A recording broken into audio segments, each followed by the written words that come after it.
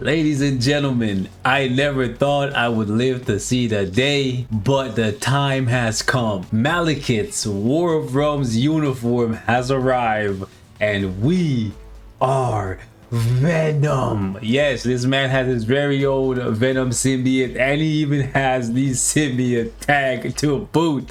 So today, we're gonna take this man for a spin and see what he has to offer, because unlike Enchantress and Angela, he is not a support character. Basically, the selling point of this uniform is as a DPS, and I guess the aesthetics. Hey, it looks really cool. So I'm gonna take it for a spin, see how he performs. He's not getting tier 4, he's getting the transcendent skill with Ulik. So let's see what he has to offer us. I'm gonna run him right now with just a regular obelisk, and then from there maybe I'll try him with a CTP of energy. Not sure if I'll go the destruction route because I don't see a lot of PvP value here.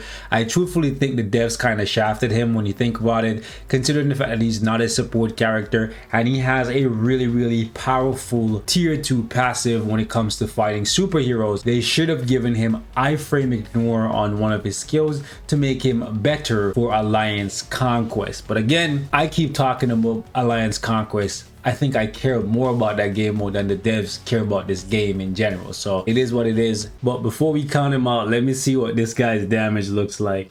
We're on stage 39. It's not necessarily the highest stage, but it's high enough for us to get a gauge with an obelisk.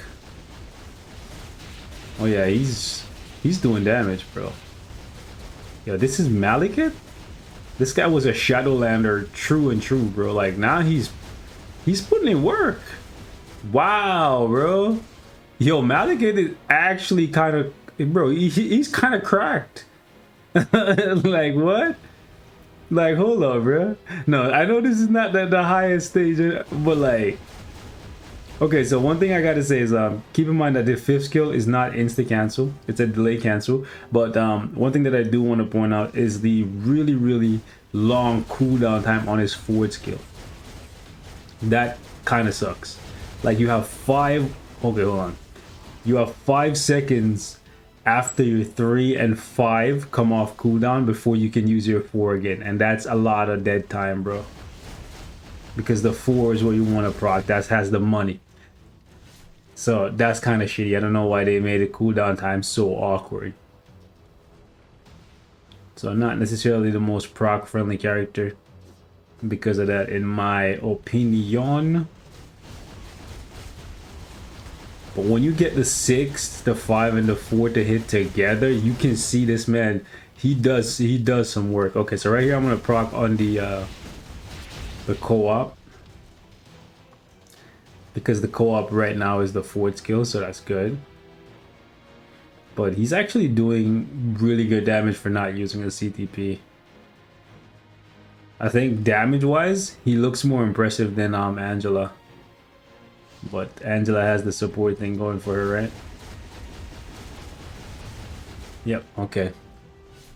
So yeah, damage wise. But then again, he's using a single damage proc, whereas Angela was using a mini rage proc. Let me see if I can actually... Can I kill before I die?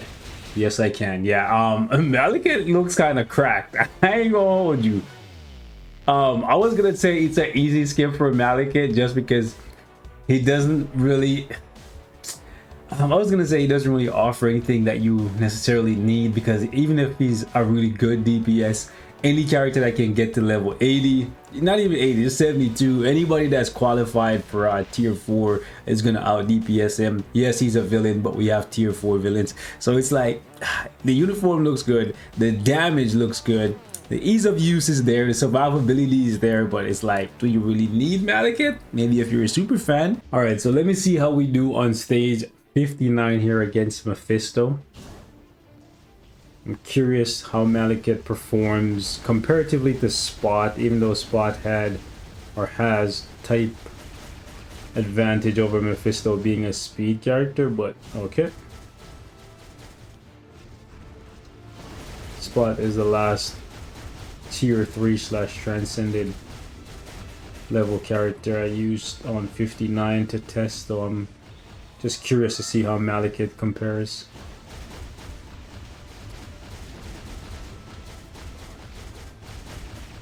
Okay.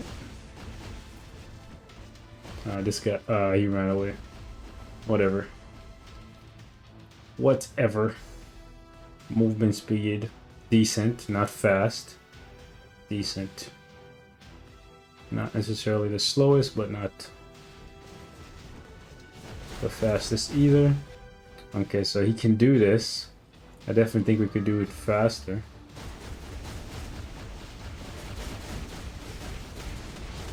I think the proc was off there, maybe?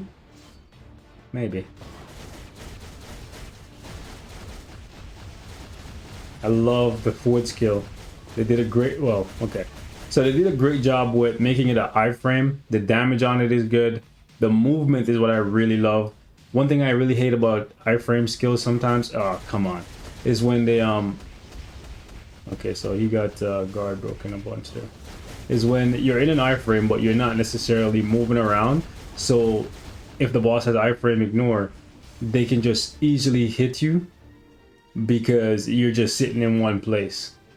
Whereas in the case of Malekith's forward skill, he's teleporting all around the enemy. So even if the enemy has iframe ignore on the skill, they have a difficult time hitting him because he's just moving all around them. This is a very, very well designed forward skill.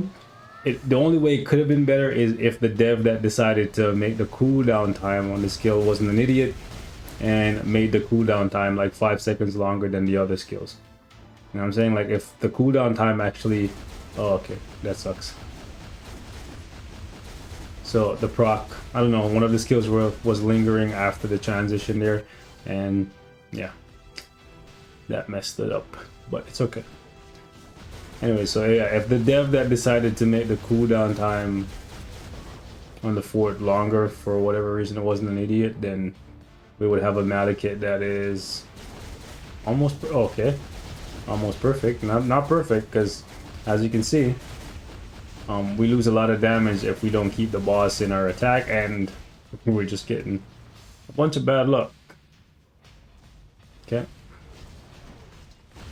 And I'm just going to teleport around this guy while he's enraged.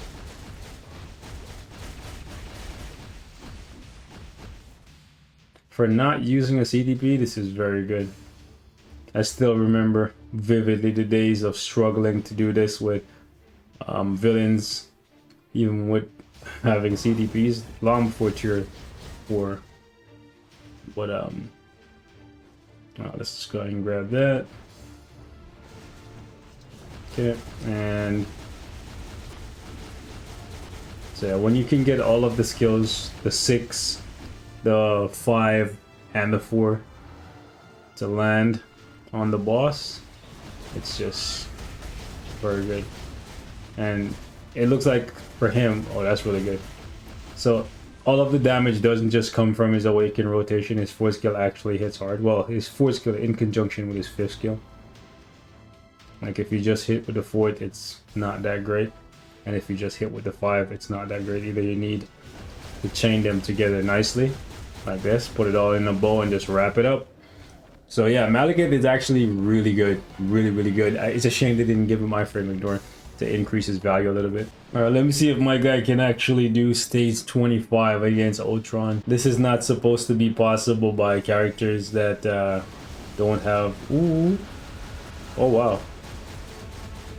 Okay, so outside of tier 4 characters or characters that can get tier 4, usually you would need like a brilliant CDP on a character, like if they're bad, or if they're really good like Green Goblin, then they can do this. But Malekith is doing this, so Malekith is actually really good, but obviously not as good as Goblin, because Goblin offers a leadership and a support passive, whereas Malekith is just a DPS. But if you like Malekith, it's definitely not a bad pickup, because again, keep in mind, we're not using him with a CDP. This is just a regular obelisk. Okay, let me go ahead and just not get killed. I'm pretty sure I missed the proc there, because Or maybe not. I don't know. I think I did. Let's see. Oh, come on. See, right here is where we need the iframe ignore and we don't have it. Son of a gun. That sucks. That sucks! Who's the idiot that decided not to give my guy iframe ignore, bro? Like, just one of his skills, bro. Like, why are you so dumb?